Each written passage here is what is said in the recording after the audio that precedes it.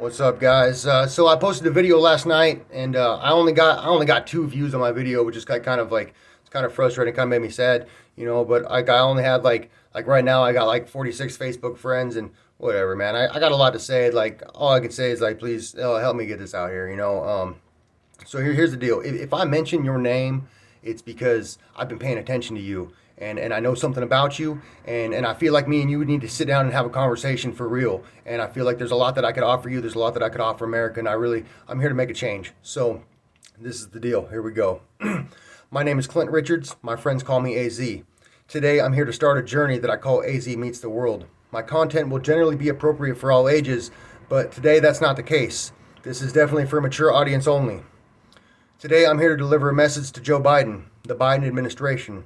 I'm here to deliver a message to the Senate, the House of Representatives. I'm talking to Tim Scott, AOC, the Squad, Marsha Blackburn, Emily Compagno.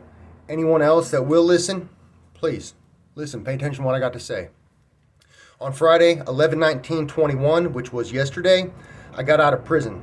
I've been in the care of the federal government since 2019. Over the next few weeks, I'll be presenting a lot of information that's all relevant to what I discussed today, so please make sure to keep an eye on my feed. But for today, I'm going to be very direct about my intentions and my agenda.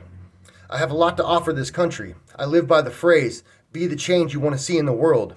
The change that I want to be in my life, what I'm lacking in this country as an American, is a representative to act as a liaison between my demographic and the people who run this country.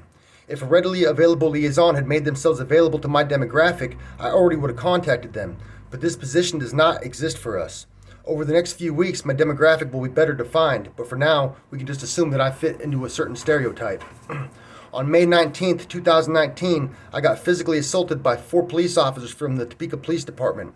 As far as I know, this was a random act of violence on a minority. Me, a minority. One byproduct of systemic failure created by our judicial system.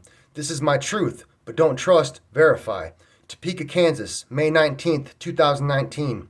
Case number 19-CR-987. There's 15 Axon tapes attached to my discovery. I mentioned this in some detail. This was all what my video was, the first video that I posted just yesterday. So when you have an opportunity, check that out. The Axon tapes tell this story way better than I ever could. I promise you that. This event in my life sparked a catastrophic course of events driven by fear of authority that landed me a Fed case, another byproduct of systemic failure that I will explain in the coming weeks. The Feds put me in CCA in Leavenworth, Kansas for 17 months while I fought my case. CCA has created an environment that requires a man like me to engage in hand-to-hand combat on a regular basis. I'm required to do this to protect myself and to protect the people whom I befriended. The government throws guys like me in these joints that are essentially unregulated. It's a war zone. It's inhumane. It's not cruel and unusual punishment. It's cruel and it's usual. It's absolutely the standard. In CCA, I made some close friends who, like me, weren't from the Midwest. We needed each other. We protected each other. Over time, things happened and we got separated. I had one friend who he was on the other side of the compound and he got himself into a situation that resulted in a rape scenario. So this is what happened, man. I'm in my unit. I'm on one side of the facility, and my buddy's on the other side of the facility in a different unit, and he gets raped. Okay, and I'm hearing this, and everybody's talking about it in the compound, like laughing about it, like, oh, whoop whoop, weak ass dude got raped, and oh, he's just gonna be a bitch and all this shit. And I mean, I can only imagine who my dude. He's about 60 pounds lighter than me. I mean, he's inferior. Like this dude, he ain't no tough guy. You know what I mean? He's just some kid that caught a little conspiracy charge, and a little conspiracy charge, like if there even is a thing. But anyways, I mean, he's fucked, man. Literally. And so I did what every good man in America would do, and I worked my way around the compound, and I showed up, and the dude who raped him, I went in there and I beat his fucking ass, and that's what a man is supposed to do. We're supposed to stand up for each other, because I mean, here's the deal: if my dude would have gone and he would have go and tell, I mean, what's gonna happen to him if he goes and tells in that environment? He's gonna end up dead, and that is real shit.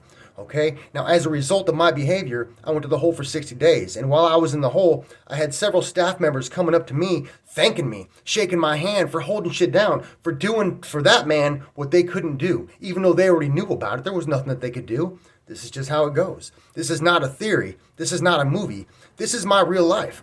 I've got cops beating my ass.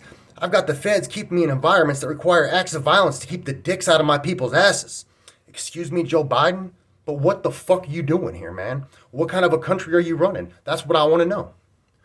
During your term, if there's only one thing that you do for my demographic, place me into a position where I can work with our lawmakers to provide an effective and invested voice for my people to make sure that this type of shit gets proper attention.